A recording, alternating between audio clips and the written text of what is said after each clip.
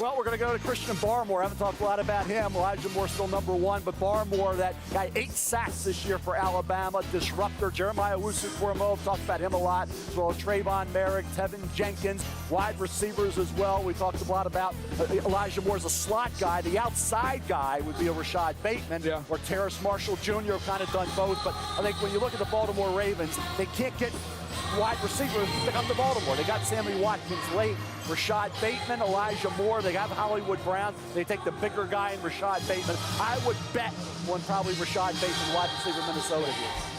I couldn't agree more. And look, this is a guy who this year in 2020 in the shortened season because of COVID moved inside, played more in the slot because they were trying to get him matched up and take advantage of him. Last year he was as an outside receiver in 2019.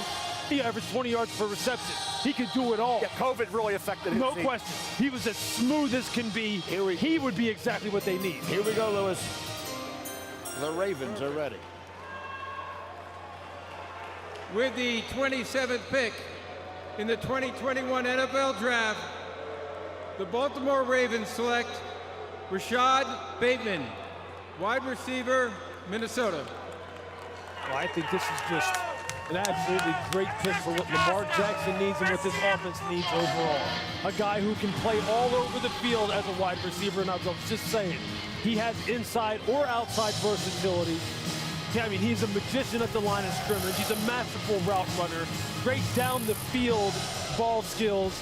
He's a guy who, after the catch, I remember the great Al Saunders, a former wide receiver coach, used to say all the time, what does a wide receiver do once he catches the football? How quickly does he turn into a runner? Rashod Bateman does it. You see that right there. I mean, the kind of concentration he had down the field, and it was that 13, look, that release right there, the defensive back didn't even touch him.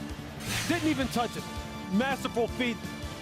Very fearless coming inside on these slants right here where you just catch and run. Now it's just off to the races. Now, many people thought when you watch the tape, just how fast is Rashod Bateman? Well, he blazed a low 4.4, high 4.3 as far as running the 40-yard dash is concerned. I think, look, when you talk about home run picks, Lamar Jackson's got to be going, that's exactly what I need. That's exactly the profile I need.